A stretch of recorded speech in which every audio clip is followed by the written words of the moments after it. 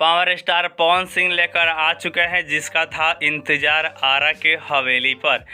आइए जानते हैं पावर स्टार पवन सिंह के इस गाने के बारे में, जिसका नाम है आरा की हवेली। ठीक है दोस्तों, तो चलिए वीडियो को शुरू करते हैं। ज़्यादा बात न करते हुए इस गाने को कौन से यूट्यूब चैनल पर रिलीज़ किया गया है और इस गाने का लिंक मैंने वीडियो के डिस्क्रिप्शन बॉक्स में डाल दिया है, तो आप सभी दोस्त वहां से भी जाकर सुन सकते हैं। ठीक है, वीडियो पसंद आएगा तो वीडियो को लाइक कर चैनल को सब्सक्राइब कर लीजिएगा, क्योंकि हम लोग हैं छोटे यूट्यूबर, लेकिन 100% करेक्ट वीडियो आप सभी दोस्तों के साथ शेयर करते हैं।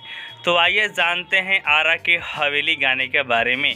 गाने का नाम है आरा की हवेली। सिंगर है पावर स्टार पवन सिंह और उनका साथ दे रही है अनुपमा यादव जी। एक्ट्रेस है आकांक्षा दुबे जी, जिनका मृत्यु हो चुका है। गीत लिखे हैं प्रिंस प्रियदर्शी जी और म्यूज़िक दिया है प्रियांशु सिंह जी। ठीक है, और इस गाने को आज मॉर्निंग में रिलीज किया गया है। कहाँ पे?